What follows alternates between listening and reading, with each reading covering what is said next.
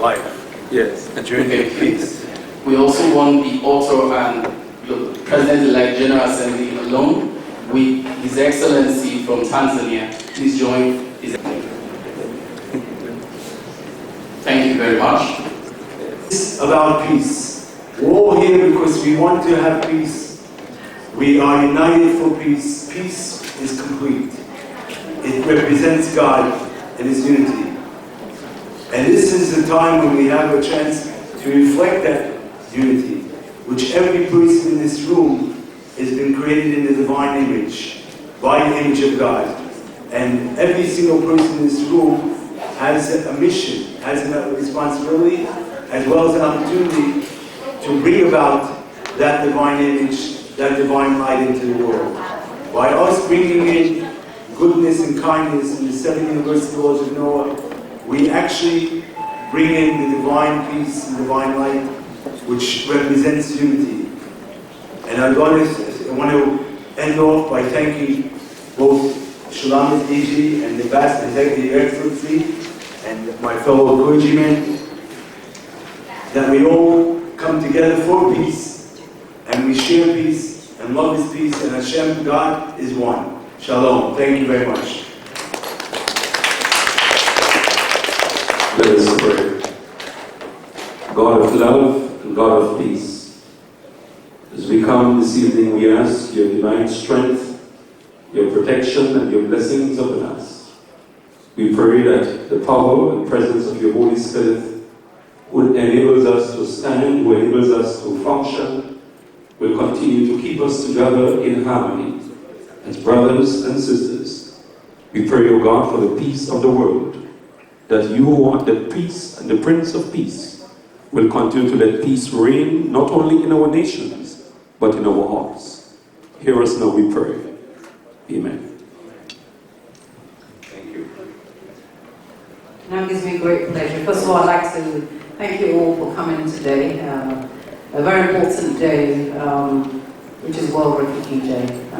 Most people will celebrate it, but I, for one, believe that it's not a day to celebrate, as globally refugee children are suffering all over the world. It now gives me great pleasure to hand across the mic to a dear friend of mine, a mentor and a colleague, His Excellency Modest Moro, the Ambassador of the United Republic of Tanzania to the United Nations. Ambassador, the floor is yours. Thank you very much. And thank you for coming, all of you. You have no idea that you're going to have a lot of benefit by being here, because Ogochi has written a book about refugees, and this is very much untold stories of what's happening at the global level, particularly in the Middle East.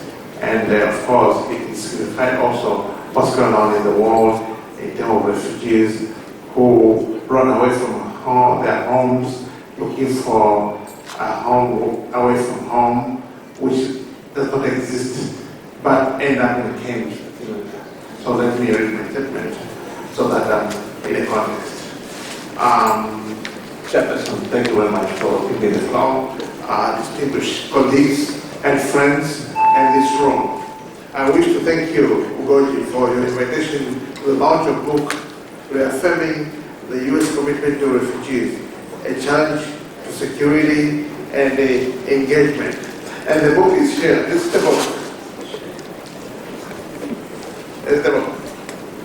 Thank you for writing this book. Thank you, Excellency. Yeah, thank you for writing this book. Ugochi is treading on an enchanted area that has not been abundantly explored. She has put together this book looking at the nexus of the fate of refugees, challenging the security and engagement of parties to the conflict, navigating the Middle East conflict theater involving Iraq, Syria, and Yemen. It is an interesting writer that has been put together by an African writer, and in this case, a daughter of the soil of Nigeria. Reading this book, by reading this book, I have expanded my diplomatic prowess in understanding the existing crisis in the Middle East and how players are being challenged amidst huge movement of refugees, migrants, as well as the existence of proxy forces of terrorists like ISIS and others. It is an interesting tale, providing a challenge to foreign policymakers of our time.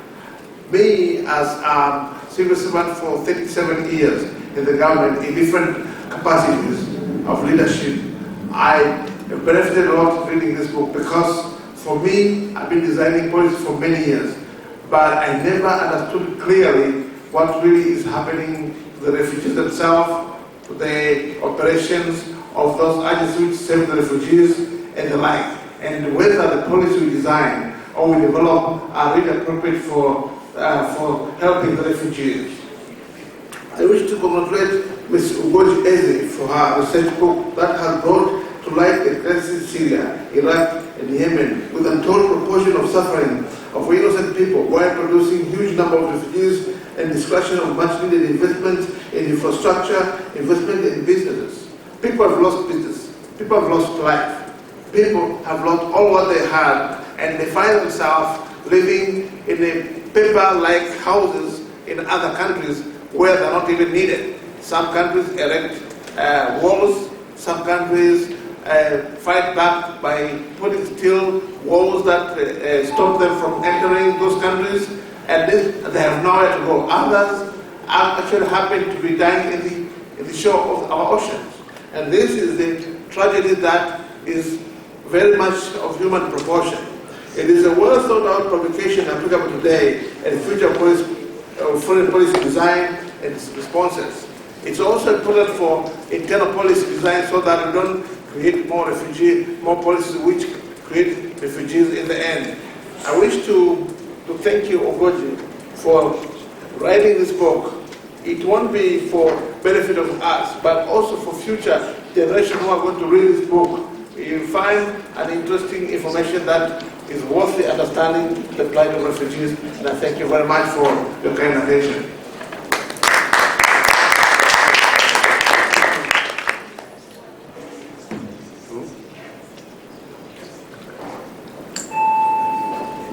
Sorry, Dr. Daniel. Dr. Daniel? Yes. Who is the ambassador? The national ambassador. Sorry, Dr. Daniel. Excuse me, good Dr. Attorney Nardine Straussen, could you join us, please? Okay.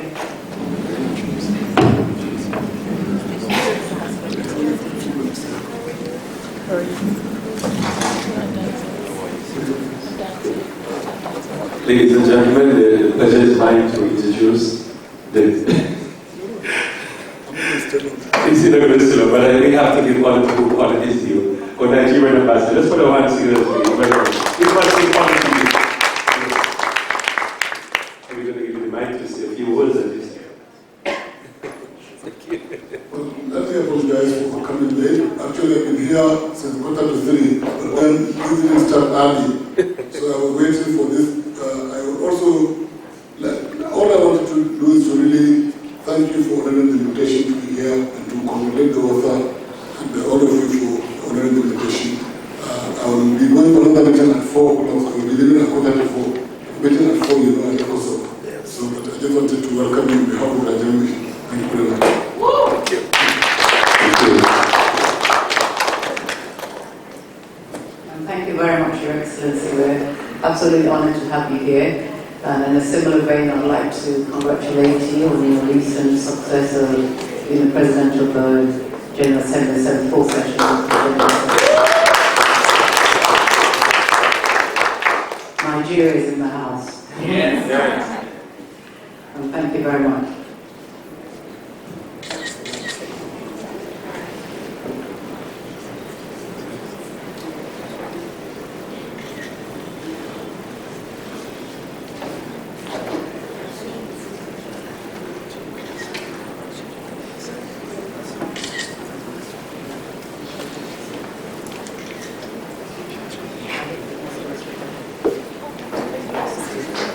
Oh, okay. Let me say something first.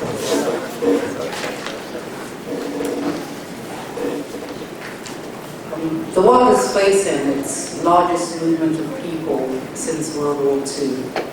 Some 70 million people globally have been forcibly displaced as a result of conflicts, war, persecution. or other diverse situations of violence. It is indeed more than a humanitarian drama, it is a challenge to national security. More than 20 million children globally are displaced as a result of war and conflicts. The question which we must ask ourselves as international community is, what do we need to do? How can we as Christians, Muslims, Jews, contribute to make the lives of these children more bearable, guarantee their fundamental human rights, and above all, alleviate their suffering? Combating negative rhetoric against refugees is of paramount importance. Xenophobia, Islamophobia, anti-Semitism abounds globally. The global community, I think, has failed in its duty to the stranger. There's a need to welcome refugees, especially children and youth. If I may quote from the Prime Minister of New Zealand, the Honourable Jacinda Ardern, recently when there was a terrorist attack on the mosque, she said, I quote, "We represent diversity, kindness, compassion, a home for those that share our value, a refuge for those who need it. And those values will not and cannot be shaken by this attack." I'd like to point out that this world is not our home. We are, in a sense, we are strangers. We are all refugees. God does not want us to be too comfortable and too complacent here. We're all strangers traveling on a journey. There's a biblical imperative, mandate indeed, that we are to treat strangers well. We are all our brother's keepers, for we were once strangers in Egypt too. Thank you very much. Good afternoon, everybody. It's an honor to be here with such eminent, important people who are doing such wonderful work to mark this important day, Refugee Day. And I'm so honored to have been asked by Ugochi Uwe, whom I met recently, but we became friends quite quickly because we discovered that we shared so many values and experiences and commitments, including to human rights for all and rights of refugees. I have read her book twice so far. It's a wonderful book. If you haven't yet read it, do so. And if you've read it once, read it again. I got even more the second time through. She was kind enough to ask me, and I should introduce myself, I'm sorry. My name is Nadine Strawson. I am a professor of law at New York Law School, where I teach constitutional law and human rights. I, for many years, was the national leader of the largest civil liberties organization in this country and indeed in the world, the American Civil Liberties Union, and I've also been very active in international human rights, primarily through Human Rights Watch. So I was given the honor of interviewing Ugochi about her wonderful book, and I'll sit down to make it more conversational, and we'll pass the microphone back and forth. But what I found so really extraordinarily moving and compelling and inspiring and informing about the book is that it combines your personal story, which is so moving and inspiring, and it's in the past, it's looking back, with the larger present and future story of refugees around the world. So I wanted to ask you questions about both facets of the book, but starting with an open-ended one, which is, why did you feel compelled to write this particular book at this particular time? Well, thank you very much indeed, Nadine. What motivated me to write this book? First and foremost, I'd like to pay tribute to my mentor, the late Rosemary Skane. She actually told me to put my story to write. She believed as a writer when I didn't believe as a writer. What actually motivated me to write this book was I was indeed a refugee over 50 years ago in the Nigerian conflict. I was about 7 years old when the conflict broke out, and I we underwent a lot of changes in our lives, a lot of transformation. It is indeed a miracle that we left Biafra then, because my late father was Nigerian. I must go back to my heritage. My late father is Nigerian. My mother was Cuban, but born in Jamaica. We left Biafra in 1967, and we were fortunate. We had asylum, we were given asylum in Santoni, and then from then on in Lisbon in Portugal, where we lived in Portugal, and I went to school for a year. And from there we went on to the United Kingdom, where my formative years were spent in London. I'm sure you can tell from my accent. I was motivated then to write this book because firstly my experience as a refugee child, a child of war, a child of conflict, and secondly as a global refugee crisis was evolving around the world, and I had tremendous empathy for the children because I could understand what they were going through. I know what it's like not to go to school. I didn't go to school for 2 years, and it affected my education a great deal. And so it led me to write the book on the refugee crisis, reaffirming the US commitment to refugees, a challenge to security and engagement. But I also came in from the national security perspective, so I'm a national security analyst. Globally now there's a lot of xenophobia, hatred towards refugees, and Islamophobia, hatred towards Muslims, anti-Semitism, hatred towards Jews. This is a global phenomenon that sort of goes round in circles. It brought to my mind the 1937 ABN conference when the doors of the world were closed to the Jews, where they were not welcomed, which then led on to the Holocaust. We're seeing actually history repeating itself. It's like a revolving door. So I decided to write the book from the perspectives of refugees and also from the dimension of national security.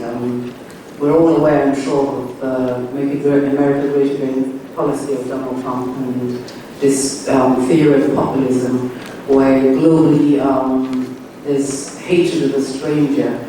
Those that do not look like us, we're afraid, we're intimidated. But I'm sure that if everybody's to look around this room here, we're all from a mosaic of different backgrounds and different religions, and it really is for us to unite and to change that rhetoric to, as I believe I'm always saying, hashtag refugees welcome, hashtag I was a refugee. Thank you. And of all of your wonderful activism and professionally and your many endeavors in life, you have focused very much on empowering refugee children. Can you tell us both about that broader initiative, Ugochi, and then also what you would say on a personal level to a young refugee today? Yes, thank you very much, Nadine. That's a really good question. First of all, I must say I'm a bit nervous answering the questions. As a lawyer, I'm always the one answering throwing up questions. So excuse me if I'm a bit nervous. I'm not really used to sitting on this side of the table. I'm usually the one throwing questions and embarrassing people. Yes. But firstly, I'd like to say that the education and empowerment of refugee children is really something close to my heart. I mean, you have to live something to really understand. I'm basically setting up an initiative to empower refugee children, basically to support refugee children and youth. One cannot underestimate the power of the youth, because you are indeed the next generation. I look forward one day to handing across the baton to the next generation. The initiative will be supporting refugee children and youth with mentoring opportunities and also educational resources. I'd like to say to a refugee child, if I had the opportunity, if I can make it so to you. In the dark days of the conflict and my first few formative years in London in the 60s, it was not easy. We face a lot of challenges. I particularly faced a lot of challenges when I went to school. As I explained to you, I did not go to school for 2 years, and I found myself at the age of 8 and 9, I couldn't write properly and I couldn't really read properly. But in those days, nobody thought about the psychological impact of war on children. And you know, growing up in England in the 60s, you're supposed to keep what we call a stiff upper lip and get on with it. You're not supposed to complain. You're not supposed to say, I'm really afraid, Mummy, I'm really afraid to my grandmother. Nobody really asked us, how did you feel?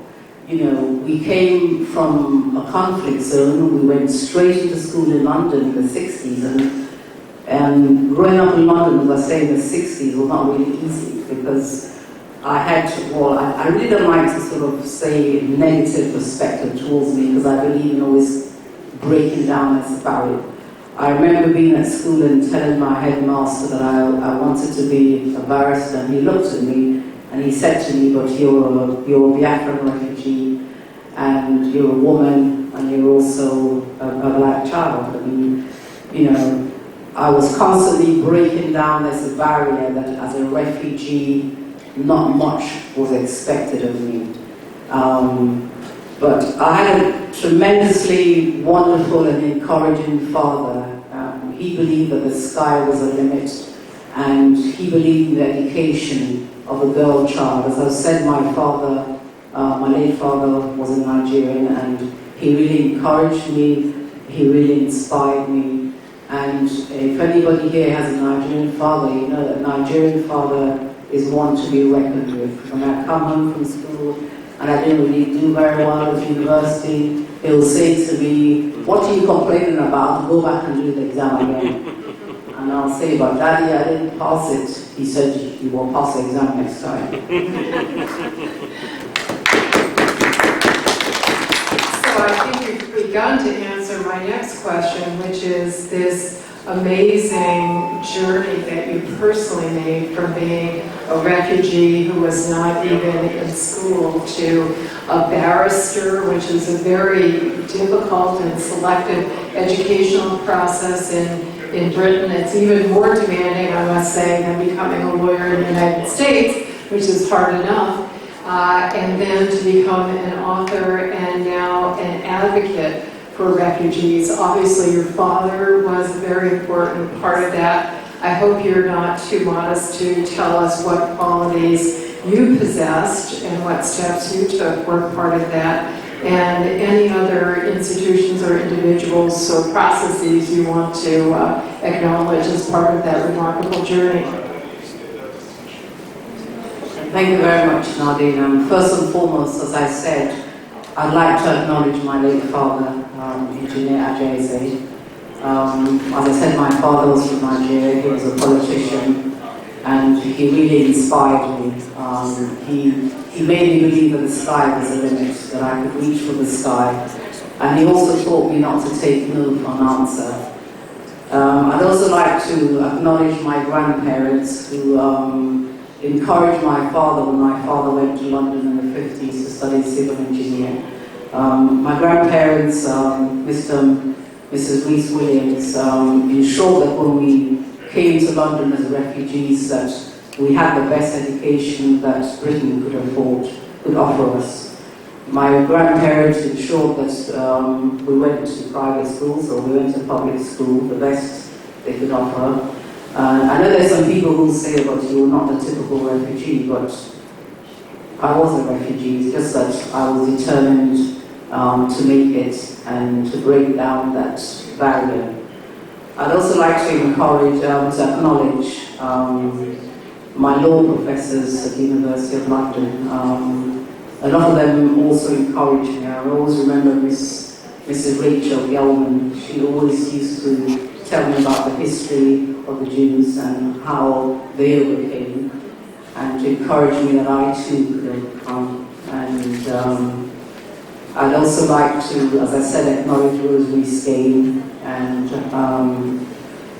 basically that's it. And also some close friends of mine who I've met on this long, tremendous journey. I'd like to acknowledge the United Nations High Commission for Refugees, especially Michelle Cervantes. I actually came to the UN 10 years ago as an intern, and I didn't know anything about the working of the High Commission for Refugees, and she basically groomed me and encouraged me, and she gave me the opportunity to be an intern. Thank you.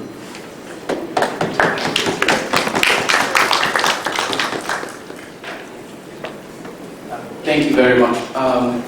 Thank you very much, Your Excellency. The President-elect of the General Assembly has some function, and the protocol are already waiting. We want to give you the closing remarks. Okay, yes, the closing remark, and then we'll take a picture up for the book so we can continue, sir. Thank you.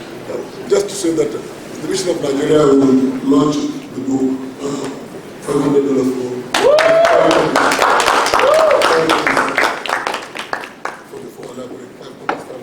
Thank you, Excellency. We want the author and those on the high table to join His Excellency, President-elect General Assembly, for the picture of